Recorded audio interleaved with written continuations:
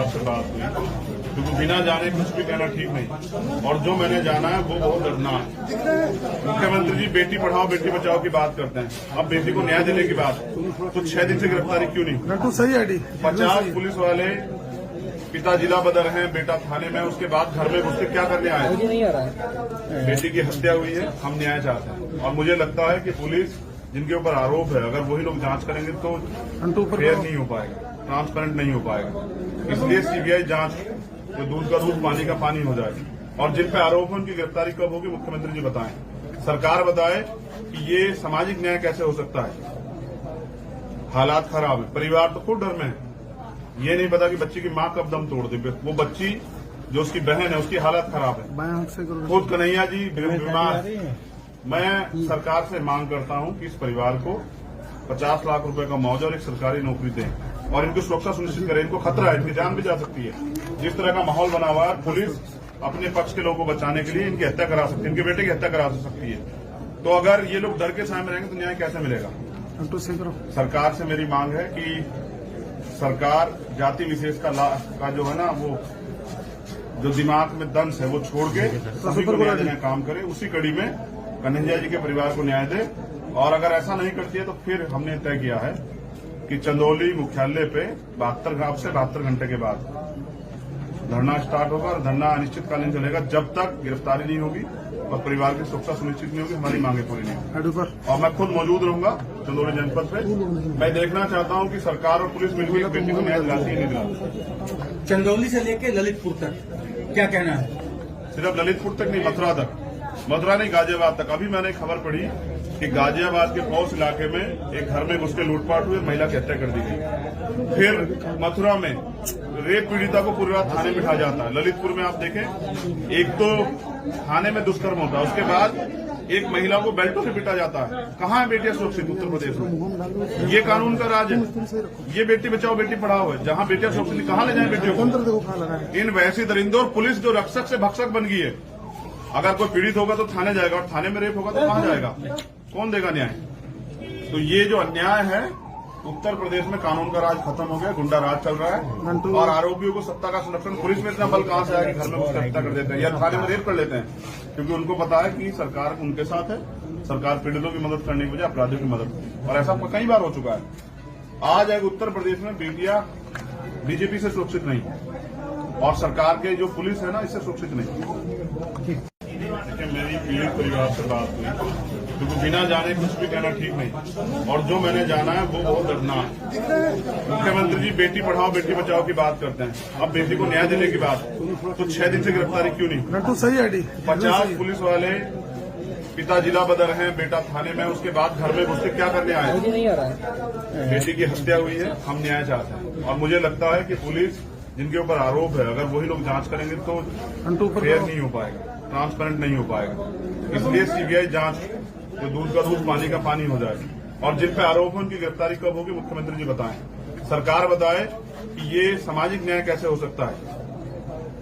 हालात खराब है, परिवार तो खुद डर में है।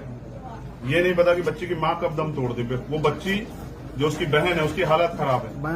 खुद कन्हैया जी बीमार।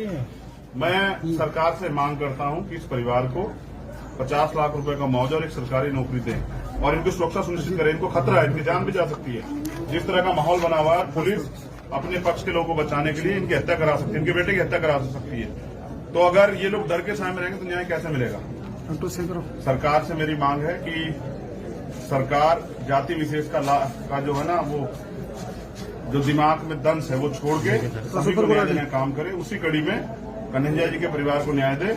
और अगर ऐसा नहीं करती है तो फिर हमने तय किया है कि चंदौली मुख्यालय पे 72 घंटे के बाद धरना स्टार्ट होगा। और धरना अनिश्चितकालीन चलेगा जब तक गिरफ्तारी नहीं होगी और परिवार की सुरक्षा सुनिश्चित नहीं होगी, हमारी मांगे पूरी नहीं होगी। और मैं खुद मौजूद रहूंगा चंदौली जनपद पे। मैं देखना चाहता हूं कि सरकार और पुलिस मिलकर बेटी को न्याय दिलाती है, नहीं दिलाती। चंदौली से लेकर ललितपुर तक क्या कहना है? सिर्फ ललितपुर तक नहीं, मथुरा तक, मथुरा नहीं गाजियाबाद तक। अभी मैंने खबर पढ़ी कि गाजियाबाद के पौस इलाके में एक घर में घुस के लूटपाट हुई, महिला की हत्या कर दी गई। फिर मथुरा में रेप पीड़िता को पूरी रात थाने में बिठा जाता है। ललितपुर में आप देखें, एक तो थाने में दुष्कर्म होता है, उसके बाद एक महिला को बेल्टों से पीटा जाता है। कहाँ है बेटियां सुरक्षित उत्तर प्रदेश में? ये कानून का राज है। ये बेटी बचाओ बेटी पढ़ाओ है। जहाँ बेटियां सुरक्षित, कहाँ ले जाए बेटियों को? इन वैसी दरिंदों और पुलिस जो रक्षक से भक्षक बन गई है। अगर कोई पीड़ित होगा तो थाने जाएगा, और थाने में रेप होगा तो कहाँ जाएगा? कौन देगा न्याय? तो ये जो अन्याय है, उत्तर प्रदेश में कानून का राज खत्म हो गया, गुंडा राज चल रहा है। और आरोपियों को सत्ता का संरक्षण, पुलिस में इतना बल कहां से आया कि घर में उसका हत्या कर देते हैं या थाने में रेप कर लेते हैं? क्योंकि उनको पता है कि सरकार उनके साथ है, सरकार पीड़ितों की मदद करने की बजाय अपराधियों की मदद। और ऐसा कई बार हो चुका है। आज एक उत्तर प्रदेश में बेटियां बीजेपी से सुरक्षित नहीं, और सरकार के जो पुलिस है ना, इससे सुरक्षित नहीं। मेरी पीड़ित परिवार से बात हुई, क्योंकि बिना जाने कुछ भी कहना ठीक नहीं, और जो मैंने जाना है वो बहुत दर्दनाक है। मुख्यमंत्री जी बेटी पढ़ाओ बेटी बचाओ की बात करते हैं, अब बेटी को न्याय देने की बात, तो 6 दिन से गिरफ्तारी क्यों नहीं? तो सही आईडी 50 पुलिस वाले, पिता जिला बदर हैं, बेटा थाने में, उसके बाद घर में घुस के क्या करने आए? नहीं आ रहा है। बेटी की हत्या हुई है, हम न्याय चाहते हैं। और मुझे लगता है कि पुलिस जिनके ऊपर आरोप है, अगर वही लोग जांच करेंगे तो फेयर नहीं हो पाएगा, ट्रांसपेरेंट नहीं हो पाएगा। इसलिए सीबीआई जांच, तो दूध का दूध पानी का पानी हो जाएगी। और जिन पे आरोप है उनकी गिरफ्तारी कब होगी, मुख्यमंत्री जी बताएं, सरकार बताए कि ये सामाजिक न्याय कैसे हो सकता है। हालात खराब है, परिवार तो खुद डर में है। ये नहीं पता कि बच्ची की मां कब दम तोड़ दे। वो बच्ची जो उसकी बहन है, उसकी हालत खराब है। खुद कन्हैया जी बीमार। मैं सरकार से मांग करता हूं कि इस परिवार को 50 लाख रुपए का मुआवजा और एक सरकारी नौकरी दें, और इनकी सुरक्षा सुनिश्चित करें। इनको खतरा है, इनकी जान भी जा सकती है। जिस तरह का माहौल बना हुआ है, पुलिस अपने पक्ष के लोगों को बचाने के लिए इनकी हत्या करा सकती है, इनके बेटे की हत्या करा सकती है। तो अगर ये लोग डर के साए में रहेंगे तो न्याय कैसे मिलेगा? सरकार से मेरी मांग है कि सरकार जाति विशेष का जो है ना, वो जो दिमाग में दंश है वो छोड़ के सभी को न्याय देने का काम करे। उसी कड़ी में कन्हैया जी के परिवार को न्याय दे।